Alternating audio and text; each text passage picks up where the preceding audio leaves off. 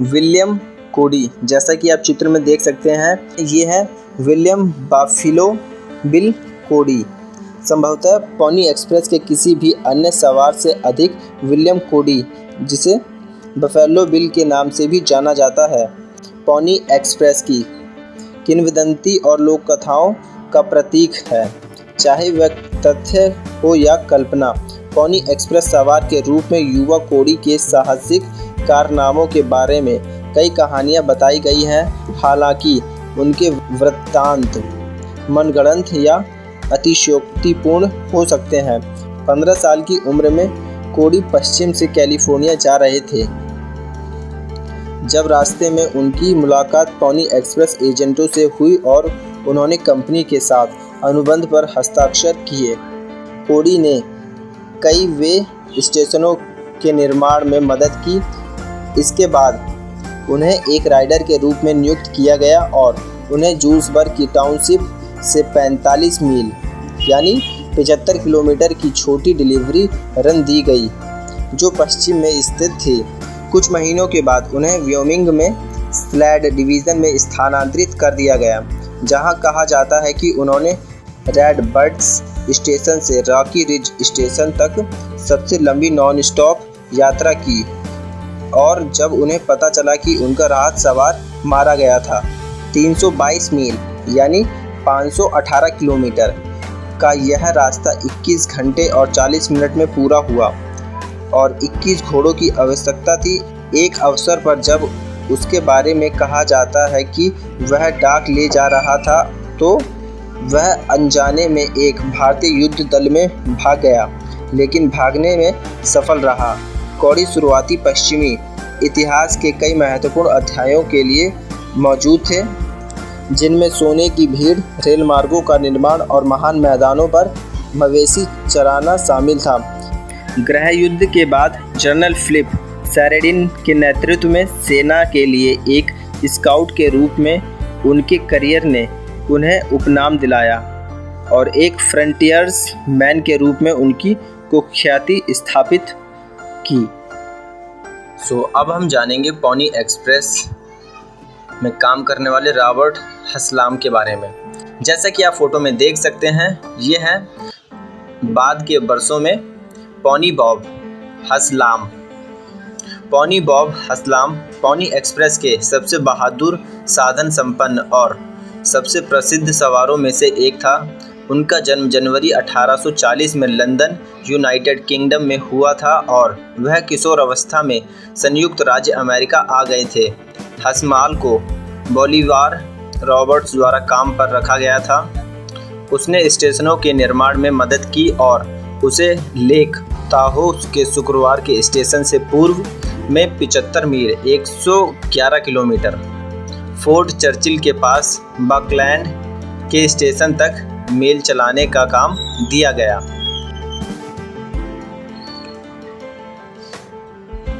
घायल अवस्था में उनकी सबसे बड़ी यात्रा 8 घंटे और 20 मिनट में 120 मील यानी 190 किलोमीटर की यात्रा पोनी एक्सप्रेस द्वारा की गई अब तक की सबसे तेज यात्रा में एक महत्वपूर्ण योगदान था।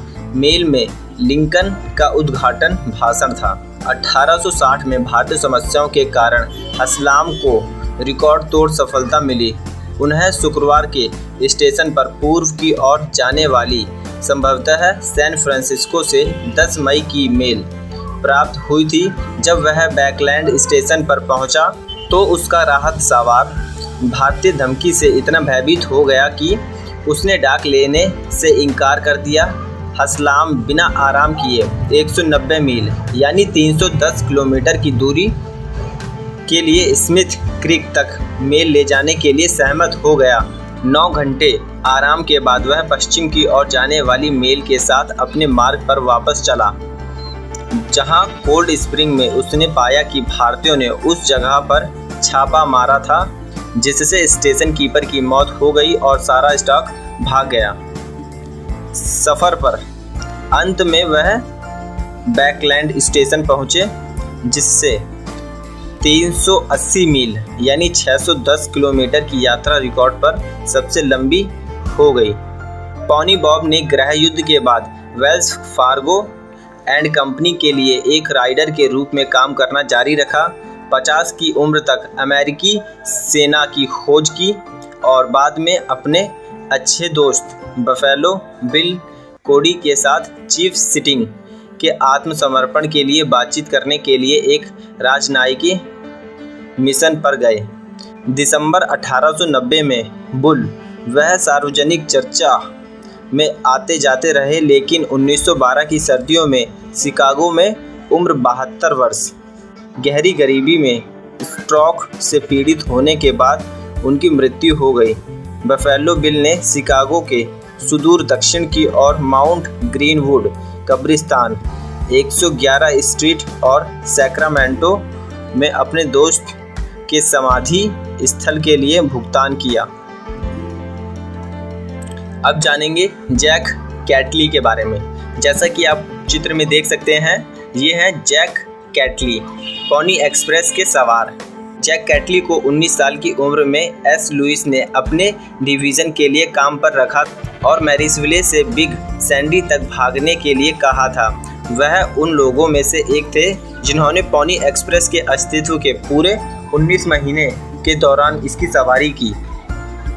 जैक कैटली की सबसे लंबी सवारी, जिस पर वह दूसरे सवार के लिए दोगुना हो गया, सैनिका में समाप्त हुआ, जहां उसे गहरी नींद में काठी से बाहर निकाला गया। उन्होंने आराम करने या खाने के लिए रुके बिना 31 घंटों में 340 मील यानी 550 किलोमीटर की दूरी तय की थी। पॉनी एक्सप्रेस के भंग होने के बाद कैटली साल्ट लेक सिटी चले गए, जहां वे खनन में लगे रहे। 12 अक्टूबर 1912 को उनकी मृत्यु वहीं हो गई, वहीं उन्हें दफनाया भी गया। 1907 में कैटली ने निम्नलिखित पत्र लिखा। Alex Carlyle Saint Joseph Pony Express की सवारी करने वाले पहले व्यक्ति थे। वह डेनवर की स्टेज लाइन, जिसे पाइक्स पिक एक्सप्रेस कहा जाता है, के अधीक्षक का भतीजा था। अधीक्षक का नाम बेन फिकलिन था।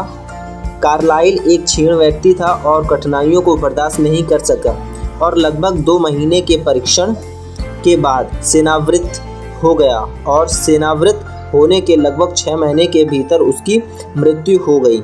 जॉन फ्राय दूसरे सवार थे और मैं तीसरा था और गस क्लिफ चौथा था।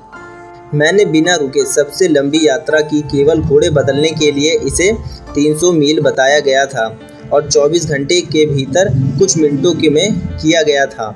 मैं दूरी के सही होने की गारंटी नहीं देता, क्योंकि मेरे पास यह केवल डिवीज़न अधीक्षक ए लुइस से है, जिन्होंने कहा था कि दी गई दूरी उनके अंग्रेजी रोडोमीटर द्वारा ली गई थी, जो उनकी बग्गी के अगले पहिए से जुड़ा हुआ था, जिसे वह यात्रा करते थे, के साथ उसके विभाजन पर, और जो सेंट जो से फोर्ट किर्नी तक का था। जैक कैटली। अब हम जानेंगे बिली टैट के बारे में।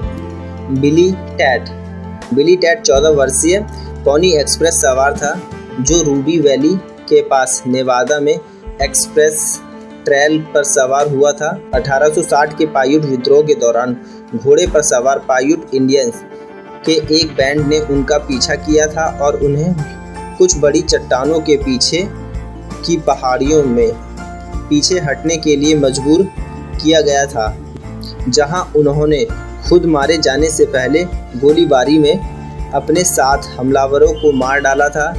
उसका शरीर तीरों से छलनी पाया गया था, लेकिन उसे काटा नहीं गया था। यह एक संकेत था कि पायूट्स ने अपने दुश्मनों का सम्मान किया था। अब हम जानेंगे मेजर हावर्ड एगन के बारे में।